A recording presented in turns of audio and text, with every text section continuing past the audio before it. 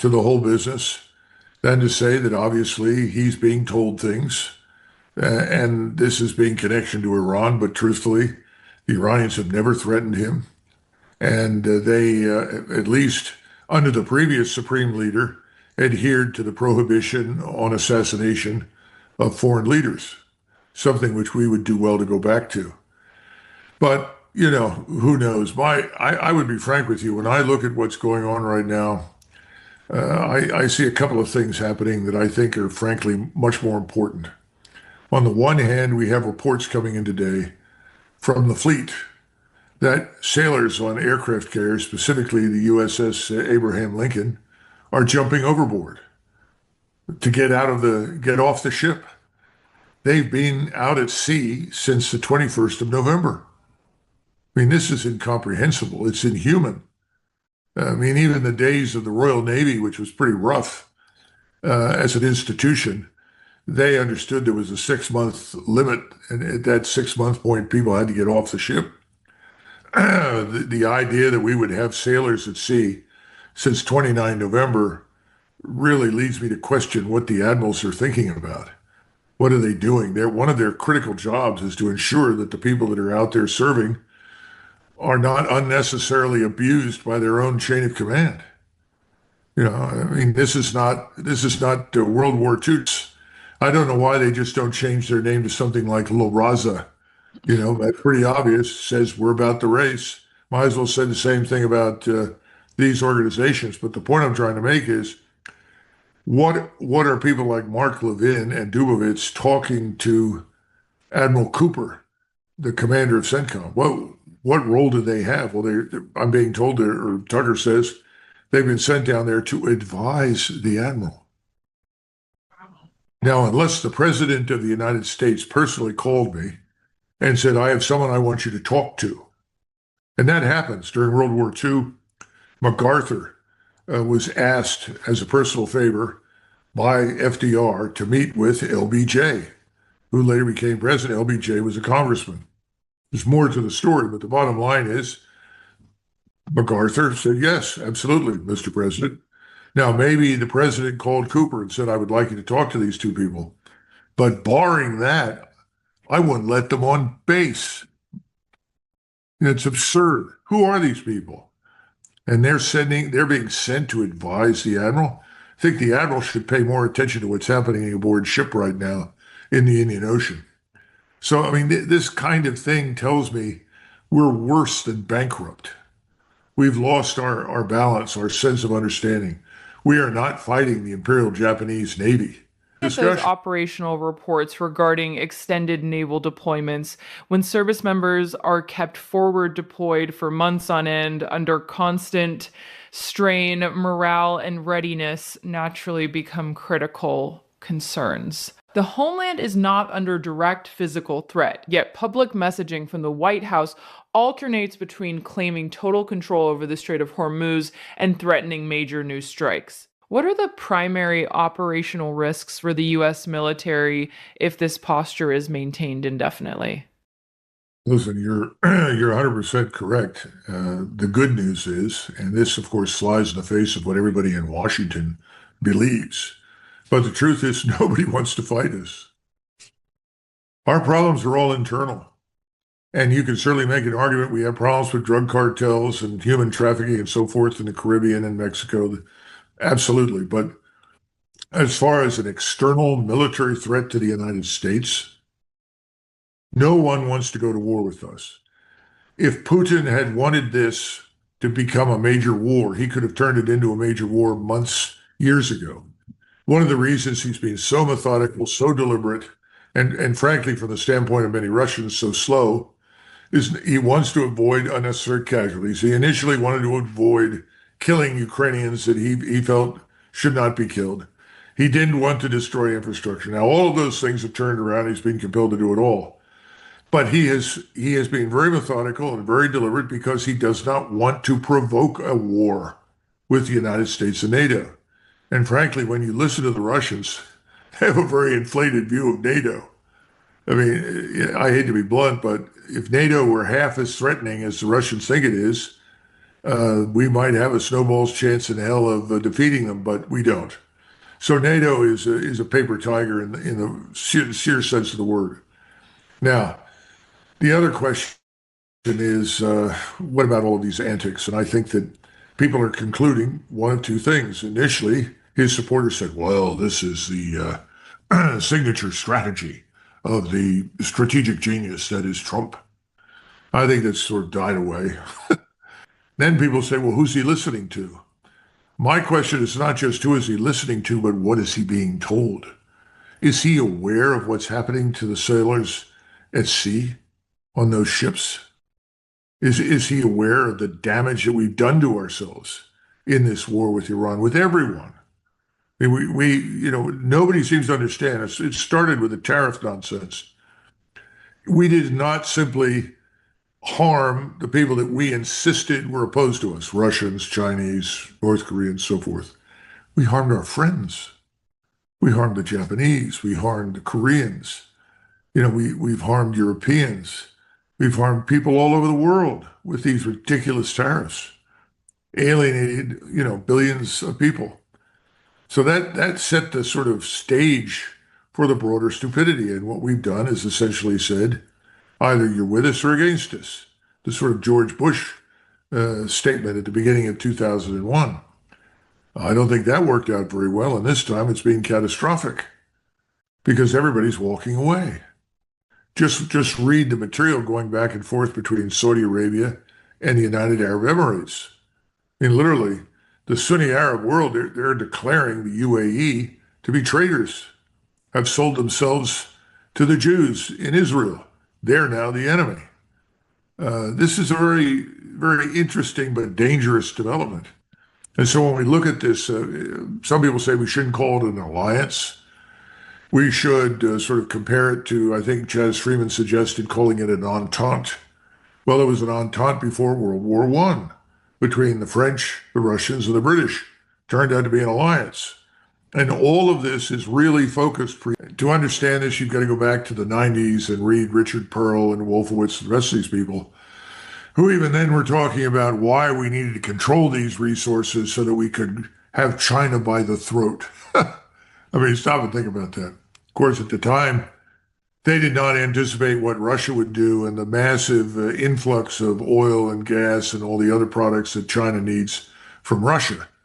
They did not anticipate China's ability to sustain itself, to import vast quantities of coal that could be liquefied and turned into natural gas or other fuels. Having said all of that, I think the problem is right now, beyond the destruction of Iran, there is no goal. Now, somebody was trying to tell me that there's still actually preparation underway to invade Cuba, which, I would think is pure, unadulterated insanity. If you look at Cuba, it is the one nation in the history of our country that we have invaded more often than any other. People don't realize this. We went into Cuba 3 times. 3 times we invaded, 3 times we occupied, 3 times we were involved in writing the Constitution and supervising elections because we were trying to give the Cuban people what they wanted.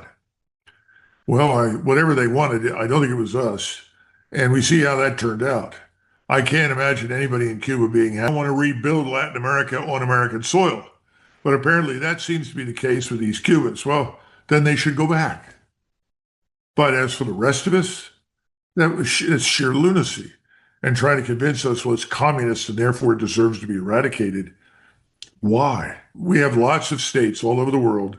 Some you could construe as communist, some are fascist, call them authoritarian. I don't care what you call them. It's not in our interest to change any of them because they are imperfect liberal democracies. That's a lot of nonsense. So I hope that's not true. I hope after this miserable failure strategically in the Gulf against Iran that we will walk away from that. But you've got a lot of people who are telling the president, Mr. President, our regional and our global hegemony is at risk. Well, I have a newsflash. We never really had global hegemony. We may have been more powerful than everyone, but global hegemony, that's a tall challenge.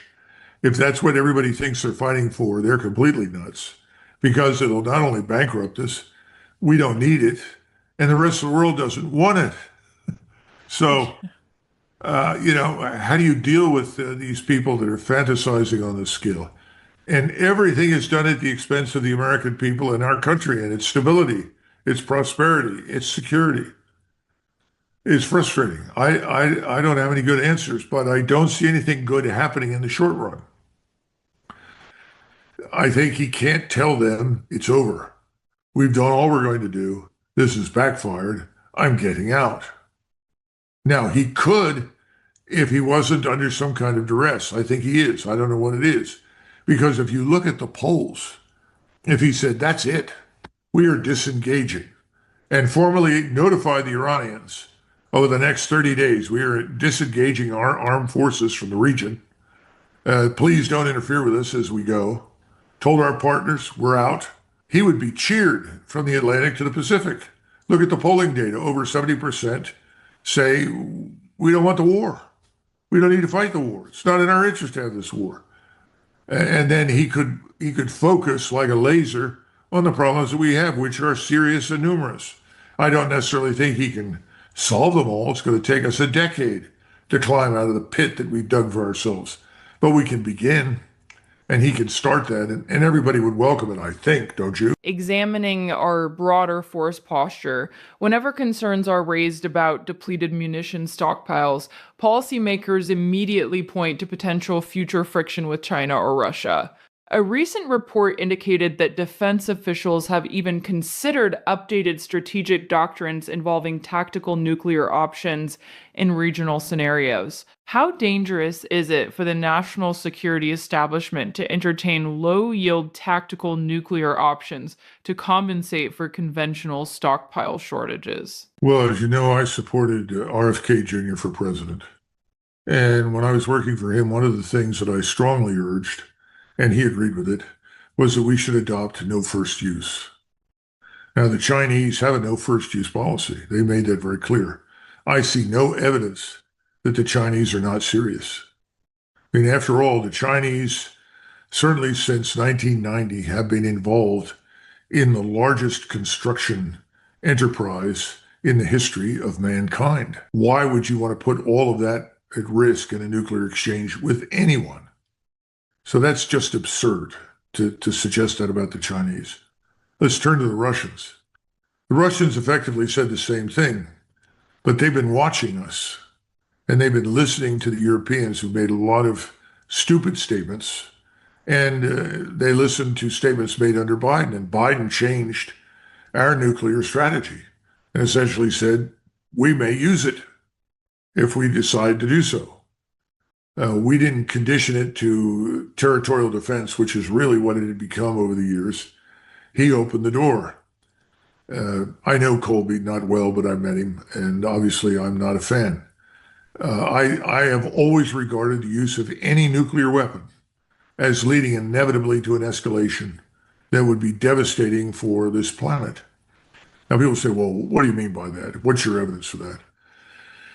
Well, let's go back to somebody like Colin Powell when he was the chairman. And again, Colin Powell let a lot of people down later on, but when he was chairman, he went through a number of simulations, computer simulations, as we always do with senior officers, specifically focused on how you go through a high-end conventional conflict, then you reach a point where you may have to use a nuclear weapon.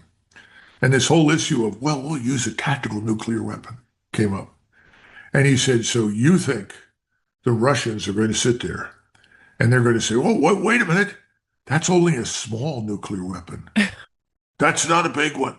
So let's let that go. And he said, that's absurd. If you use it, you're going to lose it. Everything is going to be involved. And so the notion that this is going to be taken seriously and presented for approval is very disturbing. There is an element in the senior ranks of the Air Force and the Navy who have always advocated this. Now, in the Navy, people think, well, we'll launch this tech nuke from a submarine, then the submarine dives, and then the enemy thinks about it. I'm sorry, that's not true. Or we use it as a signal from the Air Force and the fleet, say, we're serious now. They don't get it. they need to be cashiered out of the service. We don't need people like that. And control of these nuclear weapons has to be very firm, very strict, and very limited to only the people that have the authority under the Constitution to make this decision. I think the president, I've felt for a very long time we need to change the structure of the armed forces, and particularly the command and control structure. I wrote a paper on it. Everybody can go on my Substack and read it. And I wrote it at RFK Jr.'s suggestion. And the point I was trying to make was we don't have the right unified military command structure, and we need a National Defense Committee, not the National Security Council, National Defense Committee. And you need key people on that. And that must be convened come hell or high water with the president to advise him in the event that there is any kind of discussion of or evidence for the use of a nuclear weapon. We need to sort these things out. Everybody forgets, everybody worships at the altar of the Constitution. Good Lord, Rachel, that thing was written in the 1780s. It was a great document. The people that wrote it expected it to be replaced in 20 years. Here we sit. The nation today is radically different from the nation that existed then. And so we need to overhaul that. But in the meantime, we're dealing with a president who's probably never read the Constitution or